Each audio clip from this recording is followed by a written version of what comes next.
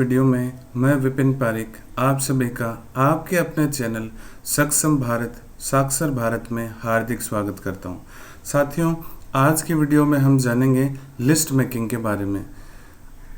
आज के इस वीडियो में कौन कौन सी चीज़ें हम कवर करने वाले हैं, किन किन बातों पे हम चर्चा करने वाले हैं, क्या क्या हम सीखने वाले हैं, आइए उसके बारे में जानते हैं। सबसे पहले हम जानेंगे कि लिस्ट क्या होती है, किसे लिस्ट कहते हैं। उसके बाद हम जानेंगे लिस्ट बनाना क्यों ज़रूरी होता है, क्यों आवश्यक होता है। इन दोनों चीज़ों को जानने के बाद में हम बात करेंगे कि लिस्ट कब और कहाँ बनानी चाहिए, इसके बारे में। जब हम ये जान लेंगे कि लिस्ट कब और कहाँ बनानी चाहिए, तो सबसे महत्वपूर्ण बिंदु पे हम चर्चा करेंगे आज के इस वीडियो में, जो कि होगा कि लिस्ट को कैसे बनाया जाए। यानी कि हम बात करेंगे फॉर्मूला और इसके फॉर्मेट के बारे में। फॉर्मूला और फॉर्मेट की जानकारी मिलने के बाद हम जानेंगे आज के वीडियो में लिस्ट बनाते समय इसका क्या महत्व होता है और लिस्ट का जो क्राइटेरिया होता है वो कौन सा होता है, उसको किस तरह से ध्यान में रख के लिस्ट बनानी चाहिए, इसके बारे में। और इसके बाद हम बात करेंगे कि लिस्ट बनाते समय हमें क्या करना चाहिए और क्या नहीं करना चाहिए। तो आइए शुरू करते हैं आज के इस टॉपिक को, जिसका नाम है लिस्ट मेकिंग। साथियों, सबसे पहले हमारे दिमाग में कोई भी काम करते हैं तो एक प्रश्न आता है कि भाई वो चीज़ है क्या, वो काम है क्या। ठीक उसी तरह से हमारे दिमाग में आता है कि लिस्ट आखिर है क्या। तो सरल शब्दों में अगर मैं आपको कहूँ कि लिस्ट क्या है, तो ये कहा जा सकता है कि डायरेक्ट सेलिंग बिजनेस के अंदर, या यूँ कहें कि हमारे इस बिज़नेस के अंदर लिस्ट ठीक उसी प्रकार काम करती है, ठीक हमारे लिए वही है जैसे रॉ मटेरियल किसी फैक्ट्री में होता है। तो अगर मैं सरल भाषा में कहूँ तो लिस्ट बनाना हमारे लिए, हमारे इस बिज़नेस में ग्रो करने के लिए रॉ मटेरियल के बराबर है। आइए इस बात को थोड़ा और अच्छे से समझते हैं। इस चित्र को, इस चार्ट को आप अपने स्क्रीन पर देख पा रहे होंगे। इसमें यह बताया गया है कि जिस प्रकार एक फैक्ट्री के लिए, एक कारखाने के लिए कच्चा माल, रॉ मटेरियल ज़रूरी होता है फिनिश्ड गुड्स, तैयार माल बनाने के लिए, उसी प्रकार हम लोगों के लिए लिस्ट बनाना बहुत ज़रूरी होता है। हमारे लिए लिस्ट मेकिंग रॉ मटेरियल के समान ही कार्य करती है।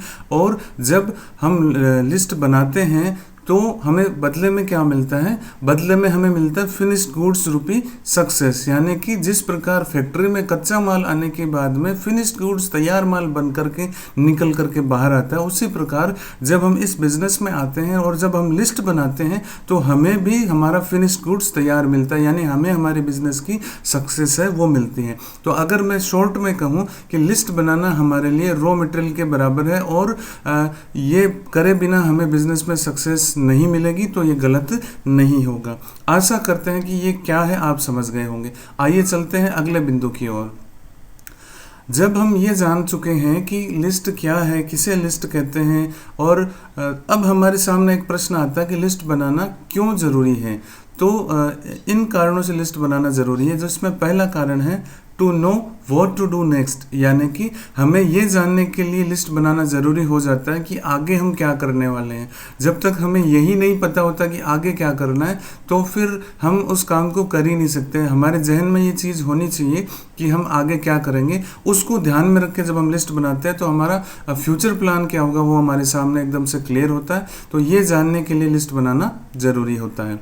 इसके बाद में आता है to divide categorised our contacts और आवर वर्क। यानी कि इस बिंदु को अगर मैं क्लियर करूं आपके सामने, तो कुछ इस प्रकार किया जा सकता है कि जब हम लिस्ट बनाते हैं तो उसमें हम अपने कॉन्टैक्ट्स को, या जो अपने द्वारा लिस्ट बनाने का काम जो है, उस काम को हम कैटेगराइज कर सकते हैं, उसको हम श्रेणी में विभाजित कर सकते हैं, बांट सकते हैं, ताकि हमें हमारे काम करने में सुविधा रहे। तो इस दृष्टि से भी लिस्ट बनाना ज़रूरी होता है। अगले बिंदु की बात करें तो जैसे कि आप स्क्रीन पर देख पा रहे हैं, इसके लिए भी लिस्ट बनाना ज़रूरी होता है। इसके अनुसार जब हम काम करते हैं तो हमें काम करने में आसानी रहती है। एक तो हम काम करते हैं उसमें हमें मुश्किलात का सामना करना पड़ता है, और एक काम हम आसानी से करते हैं। तो जब हम लिस्ट बनाते हैं तो हमें आगे क्या करना है वो काम करने में हमें बड़ी आसानी होती है। कैटेगराइज्ड हम कर सकते हैं, इन फ्यूचर हमारा क्या टारगेट है वो हमारे को पता होता है। तो इन शॉर्ट अगर मैं कहूँ तो हमारे काम में ईजीनेस होती है लिस्ट बनाने से, उसके लिए ये ज़रूरी है। तो इन तीनों बिंदुओं की वजह से लिस्ट बनाना ज़रूरी होता है। अब बात करते हैं अगले और सबसे महत्वपूर्ण बिंदु के बारे में। जैसे कि आप अपने स्क्रीन पर देख पा रहे हैं, ये लिखा है we can complete our work with 100% efficiency. यानी जब हम लिस्ट बनाते हैं तो उस समय जो हम काम कर रहे होते हैं या उसके बाद में जो भी काम हमें करने होते हैं, वो सारे काम हम 100% एफिशिएंसी के साथ, पूर्ण कार्य कुशलता के साथ, पूर्ण दक्षता के साथ हम कर सकते हैं। तो सरल शब्दों में यही कहा जाएगा कि लिस्ट बनाने के लिए 4 मुख्य बिंदु जरूरी होते हैं। सरल शब्दों में यही कहा जाएगा कि लिस्ट क्यों बनाई जाए, इसके 4 कारण हैं। हमें क्या करना ये जानने के लिए, हमें अपने काम को और कॉन्टेक्स्ट को कैटेगराइज करने के लिए, हम जो काम कर रहे हैं उसमें इजीनेस फील करवाने के लिए, और हमारे काम को 100% एफिशिएंसी के साथ कंप्लीट करने के लिए हमें लिस्ट बनाना ज़रूरी होता है। आई होप आप ये चीज़ें समझ पा रहे होंगे। आइए चलते हैं अगले बिंदु की ओर। अगला बिंदु आता है कि लिस्ट को कब बनाया जाए और कहाँ बनाया जाए। तो इसका सीधा सा एक ही उत्तर बनता है कि जब आप इस बिज़नेस में जंप इन करते हैं। जंप इन करने का मतलब है जब आप इस बिज़नेस में आते हैं, इस बिज़नेस को देखते हैं, परखते हैं, इसका जो प्रोबेशन पीरियड का 7 डेज़ का जो टाइम होता है उसको आप स्पेंड करते हैं, चीज़ों को अंडरस्टैंड करते हैं और आपका माइंड सेट हो जाता है। उसके बाद जब इस बिज़नेस को स्टार्ट करते हैं, उस समय सबसे पहला काम यही होता है कि आप इस बिज़नेस में लिस्ट मेकिंग का काम करें। तो साथियों, ये तो था कि हमें लिस्ट को कब बनाना चाहिए, उसका उत्तर। अब हम बात करते हैं लिस्ट कहाँ बनाना चाहिए। तो इसके लिए सबसे पहले हम ये जानते हैं कि भाई जहाँ हम लिस्ट बना रहे हैं वहाँ हमारे पास में पीस होनी चाहिए। पीस का मतलब शांत वातावरण होना चाहिए और कंसंट्रेशन से युक्त होकर हमें बनाना चाहिए, एकाग्रता के साथ होकर हमें लिस्ट बनानी चाहिए। तो कब बनाना चाहिए, इसका उत्तर है जब हम बिजनेस में आते हैं उस समय बनाना चाहिए। पहला काम होता है हमारा। कहाँ बनाना चाहिए, तो उस जगह पे बनाना चाहिए जहाँ हमें शांत वातावरण मिले, जहाँ हमें एकाग्रता पर्याप्त रूप से प्राप्त हो, वहाँ हमें बनाना चाहिए। आइए चलते हैं अगले बिंदु को समझने की ओर। साथियों, जब हम ये जान लेते हैं लिस्ट क्या होती है, क्यों बनानी ज़रूरी होती है, कब बनती है, कहाँ बनती है, तो अगला बिंदु जो हमारे सामने, अगला जो प्रश्न हमारे दिमाग में आता है वो आता है कि अब इस लिस्ट को बनाएं कैसे। How to make a list. List को किस प्रकार से बनाया जाए, ये प्रश्न हमारे सामने आता है और इसका एक सीधा सा फॉर्मूला है लिस्ट बनाने का, जैसे कि आपको स्क्रीन पर नज़र आ रहा होगा। लिस्ट बनाने के लिए हमेशा एक फॉर्मूला यूज़ किया जाता है जिसको हम फ्रेंड्स फॉर्मूले के नाम से जानते हैं। क्या है ये फ्रेंड्स फॉर्मूला, आइए जानकारी लेते हैं इसकी। फ्रेंड्स में जो सबसे पहले लेटर आता है एफ। एफ का मतलब होता है फैमिली या फ्रेंड्स। सबसे पहले हमें अपने परिवार के सदस्यों या मित्रों के नाम अपने लिस्ट में शामिल करने चाहिए। इसके बाद हमें आर। आर का मतलब होता है रिलेटिव। जब हम अपने फैमिली या फ्रेंड्स को शामिल कर लेते हैं, उनके कॉन्टेक्ट्स को हम लिस्ट में ऐड कर लेते हैं, तो उसके बाद हमें रिलेटिव, जितने भी हमारे रिलेटिव्स होते हैं उनको इस लिस्ट में शामिल करना चाहिए। जितने भी रिश्तेदार हैं उनको इस लिस्ट में शामिल करना चाहिए। जब हम एफ और आर कैटेगरी के कॉन्टेक्ट्स को ऐड कर लेते हैं अपने लिस्ट में, अपनी डायरी में, तो हम आते हैं आई पे। आई का मतलब होता है इंस्टीट्यूशनल।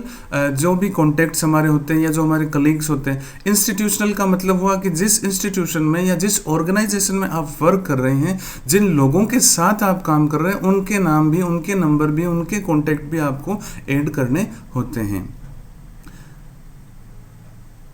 इसके बाद बारी आती है ई की।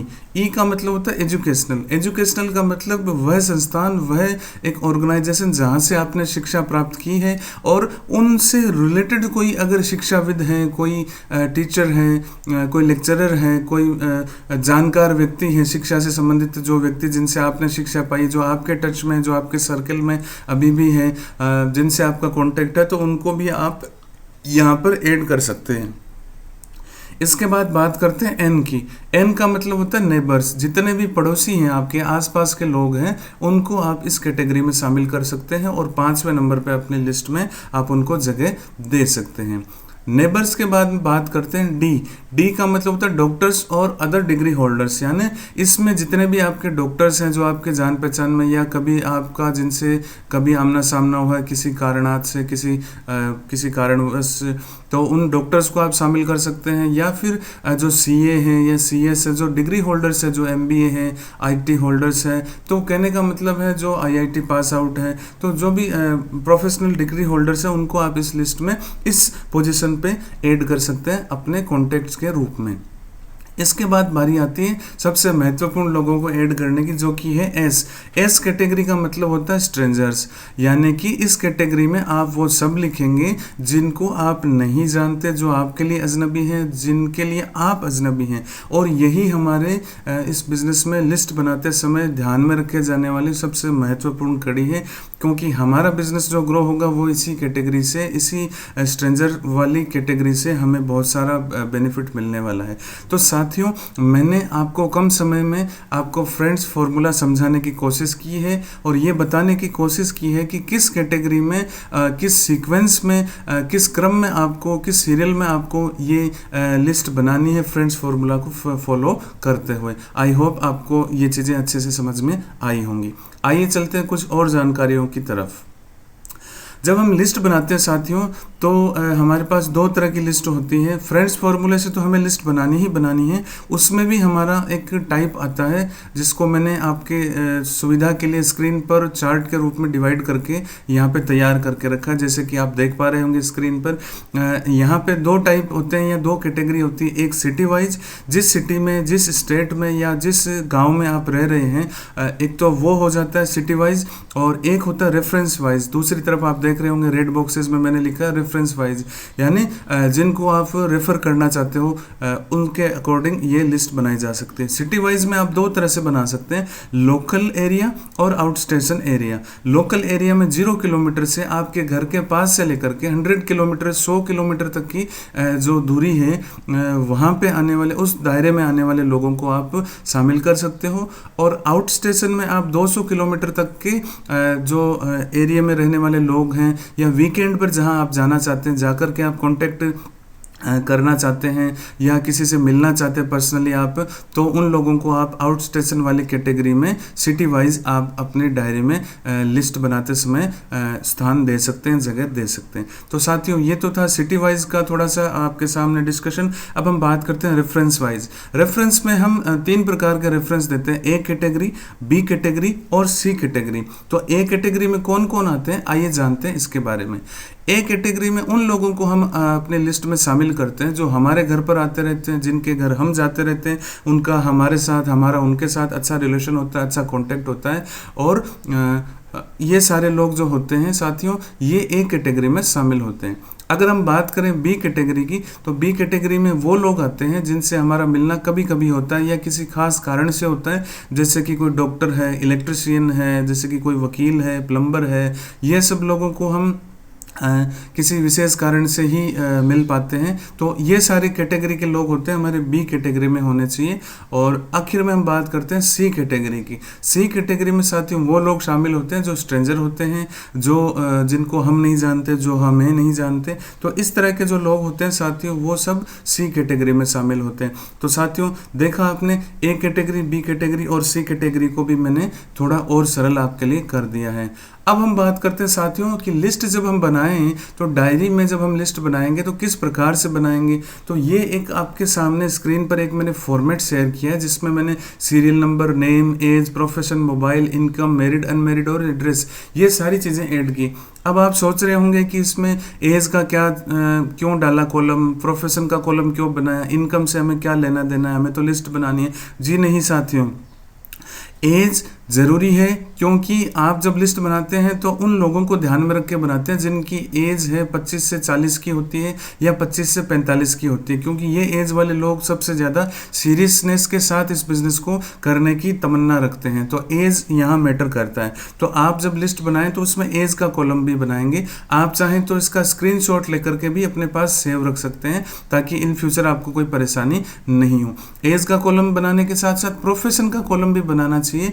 प्रोफेशन का कॉलम बनाना इसलिए ज़रूरी है क्योंकि आपको पता रहेगा कि जिस व्यक्ति के बारे में इंफॉर्मेशन हम गैदर कर रहे हैं या जिस व्यक्ति से हम इन फ्यूचर मिलने वाले हैं, उनसे कांटेक्ट करने वाले, उनसे बातचीत करने वाले हैं, तो हम बात किस तरीके से करेंगे, उनके प्रोफेशन के अनुसार, वो किस फील्ड से बिलोंग करते हैं, वो क्या सोचते हैं, उनके माइंडसेट के अनुसार हम उनके सामने अपनी बात रखेंगे, तो हमारे लिए काम करना काफ़ी ईजी हो जाएगा।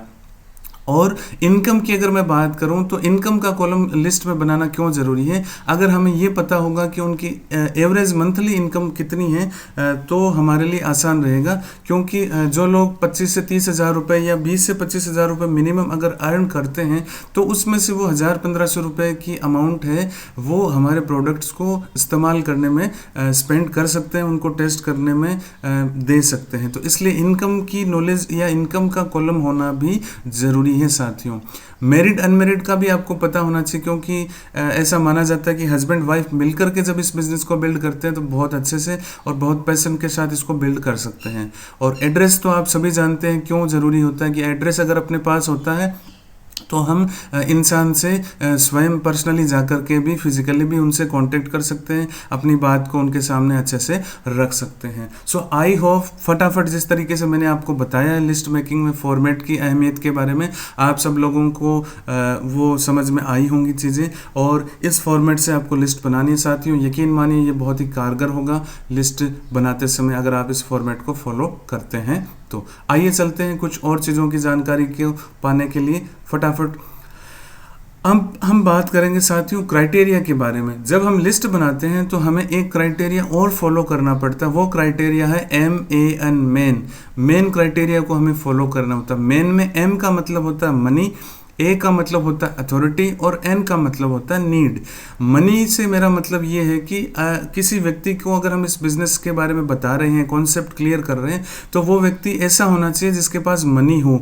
अगर जिसके पास मनी हो नहीं होगी, अर्निंग जिसके पास नहीं होगी, तो वो इस बिज़नेस में आकर के भी कोई लाभ इससे प्राप्त नहीं कर पाएगा। तो मनी होना बहुत ही ज़रूरी है, क्योंकि जिसके पास मनी होगी उसी में से कुछ अमाउंट वो अपने प्रोडक्ट्स को देखने के लिए, उस पर फेथ करने के लिए, उसको आजमाने के लिए वो उस मनी को स्पेंड कर सकता है, उसको टेस्ट करने के लिए, उसको देखने के लिए उस मनी का एक हिस्सा वो खर्च कर सकता है। तो मनी ज़रूरी होती है साथियों। तो ये क्राइटेरिया आप ज़रूर जहन में रखें जब भी आप लिस्ट बनाएं। अथॉरिटी की अगर मैं बात करूं तो जिस व्यक्ति के पास मनी है उसके पास उसको स्पेंड करने की अथॉरिटी भी होनी चाहिए, ताकि वो उसमें से कुछ अमाउंट स्पेंड करके और प्रोडक्ट की क्वालिटी को जांच सके, उसकी गुणवत्ता कितनी अच्छी है उसके ऊपर वो कुछ पैसे खर्च करके उसको जांच या परख सके। और इस बात को मैं एक उदाहरण से क्लियर करना चाहूँगा कि जैसे स्टूडेंट्स होते हैं साथियों, स्टूडेंट्स के पास पैसे तो होते हैं, मनी तो होती है, लेकिन वो अपने माता पिता, अपने पेरेंट्स या गार्जियन की अनुमति के बिना उसको खर्च नहीं कर पाते। तो कहने का मतलब ऐसा व्यक्ति हमें चाहिए जिसके पास मनी भी हो, जिसके पास अथॉरिटी भी हो उन पैसों की खर्च करने की। और सबसे ज़रूरी जो क्राइटेरिया हमारा है एन यानी नीड। जिस व्यक्ति को ज़रूरत होगी, जिस व्यक्ति को वास्तव में आवश्यकता होगी कि हाँ जीवन में मुझे कुछ एक्स्ट्रा करना है, कुछ मुझे अचीव करना है, कुछ मेरे को बिल्ड करना है, कहीं पे मेरे को ग्रो करना है, साइन करना है, कुछ एक लेवल को रीच करना है, एक लेवल को अचीव करना है। अगर उसके अंदर ये नीड होगी, अगर उसके अंदर डिजायर होगी, तो ही वो व्यक्ति सक्सेसफुली इस बिजनेस में आकर के ग्रो कर पाएगा, आपकी चीज़ों को समझ पाएगा। तो लिस्ट बनाते समय MAN मेन क्राइटेरिया को भी आपको अपने दिमाग में रखना होगा। तो ये था वो क्राइटेरिया जिसकी हम बात शुरू में कर रहे थे।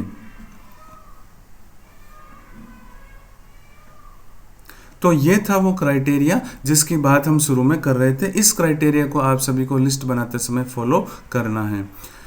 और सबसे इम्पोर्टेंट बात अब हम करते हैं कि लिस्ट बनाना क्यों ज़रूरी है। ये तो हमने जान लिया, लिस्ट बनाने का महत्व क्या, उसकी इम्पोर्टेंस क्या है साथियों।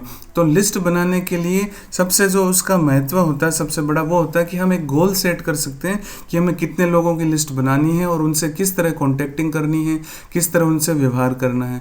ईजीनेस इन वर्क, जब हम लिस्ट बनाते हैं तो सबसे बड़ा हमारे इम्पोर्टेंस ये होता है कि हम अपने काम में इजी फील कर पाते हैं, किसी तरह का बर्डन नहीं होता, किसी तरह की हर्डल हमें फेस नहीं करनी पड़ती, काम में बहुत इजी हमें फील होता है। तीसरा सबसे बड़ा इम्पोर्टेंस है लिस्ट मेकिंग का, वो है कि हम अपने डिसीजन मेकिंग में हेल्प ले सकते हैं। जब हमारे पास लिस्ट होगी तो हम डिसीजन ले सकते हैं कि पहले किससे बात करनी है, बाद में किससे बात करनी है, पर्सनली किन से मिलना है, फ़ोन से किन से कॉन्टैक्ट करना है, या फिर सबसे एंड में किन से बात करनी है। तो हमारे डिसीजन मेकिंग जो होगा उसमें हमें हेल्प मिलेगी। बात करें अगले इम्पोर्टेंस के बारे में, तो जब हम लिस्ट बनाते हैं तो हम एक प्लान करते हैं, प्लानिंग के अकॉर्डिंग हम काम करते हैं और उसी प्लानिंग के अकॉर्डिंग हमें एक्शन लेने में, उस पर काम करने में बहुत ही हेल्प मिलती है। बात करें अगले इम्पोर्टेंस के बारे में, तो हम लोगों से इजीली कनेक्ट कर सकते हैं। We can connect other people with easiness, with ease. हम आसानी से कनेक्ट कर सकते हैं दूसरे लोगों से, क्योंकि हमारे पास लिस्ट बनी हुई होती है, हमारे पास सीक्वेंस होता है, हमारे पास क्राइटेरिया होता है, हमारे पास फुल इन्फॉर्मेशन होती है। तो हम लोगों से कनेक्ट करते समय उनकी नीड के अकॉर्डिंग, उनके जो प्रोफेशन होता है उसके अकॉर्डिंग, उनके माइंडसेट के अकॉर्डिंग उनसे बात करके उनसे कनेक्शन बिल्ड कर सकते हैं। तो कहीं ना कहीं लिस्ट बनाने का ये सबसे बड़ा इंपॉर्टेंस है मेरी नज़रों में।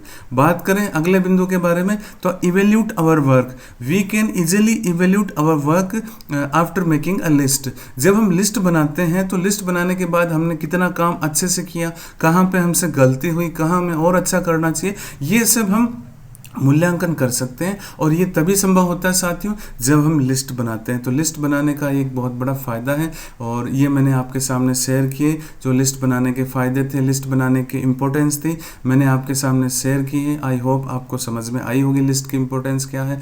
अब हम बात करते हैं what to do while making a list. जब हम लिस्ट बनाते हैं तो उस समय हमें और कौन कौन सी बातें हैं जो हमें करनी चाहिए। हमें बहुत सी बातें हमने अभी इस वीडियो में देख ली हैं। अब कौन सी ऐसी बातें हैं जिनको हमें ध्यान में रखना चाहिए।